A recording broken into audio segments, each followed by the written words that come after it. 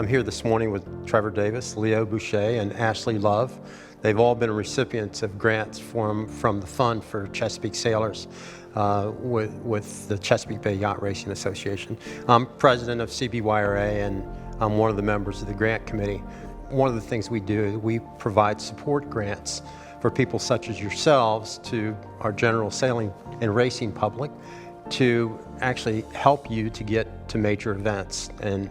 And what I'd like each of you to do is to just talk a little bit to us and our audience about what it is grants mean to you, how you fund your campaigns. I know, Trevor, you ran a campaign to race snipes at the world level in Portugal this summer. Leo, you've been on an ongoing campaign for at least, 2, 3, 4 years or longer on a worldwide basis. And Ashley has put together a team of women and they've specifically been geared towards the Thayer Women's Team Racing Invitational up in Marblehead, Mass. So, Trevor, why don't you start first?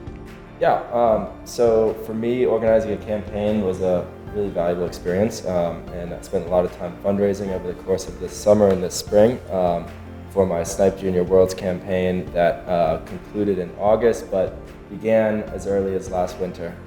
And so sort of tying a bunch of events together and planning for them ahead of time, and then sourcing funding from the community was really valuable.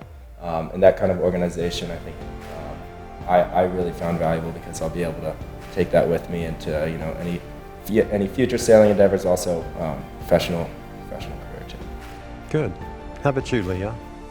Yeah, so for me, the past couple of years I've been in school, so I'm trying to balance getting to these big events to get exposure to what the world competition and level is, and see where the bar is, while still trying to finish up getting a degree.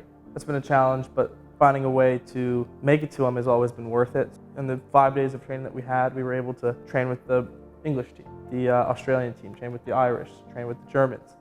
So just see how you stack up. So all that stuff was super beneficial. Even if I didn't do the racing, it was worth it just to go and get a chance to train with people that I wouldn't otherwise get to train with. So, I've been to Mexico for the ILCA Worlds, and then getting to see what it's all about on, a world stage, an Olympic stage, is kind of eye-opening to see how much time you have to put in really to be at that level. So. In what manner? Why is it eye-opening? The college sailing thing, we have 2 days off, more or less, on a Monday and a Friday, but we sail 3 hours, 5 days a week. The people I'm sailing against probably sailing 7 days, twice a day. There's just a lot of commitment and a lot of work that needs to go into it to be at the top. I found it interesting in that you're out raising about $20,000 a year to campaign on an international basis. So you've got this additional fee of getting a boat to Europe or buying a boat and keeping it there, and traveling back and forth and finding the time to cut out of your schedule as a student to go and do these things as well. So Ashley, how about you? What have your experiences been like?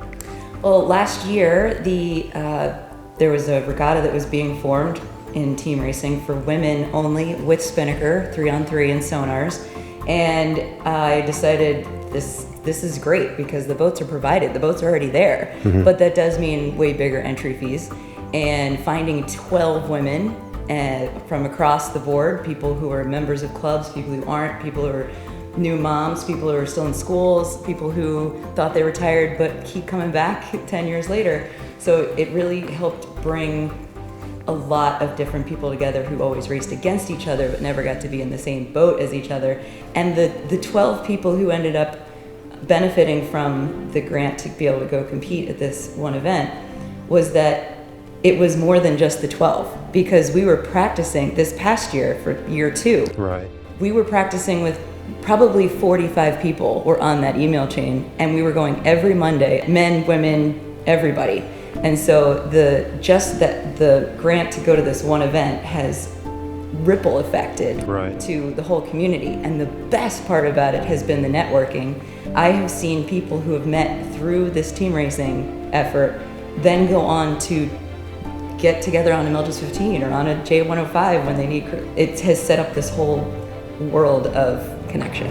So the Bob and Peggy Seidel Family Foundation has done a great job in supporting particularly women and juniors as well. So one of the things that I found very interesting was this diversity in women. What was the age range, would you say, from late teens up into the 40s, 50s, or?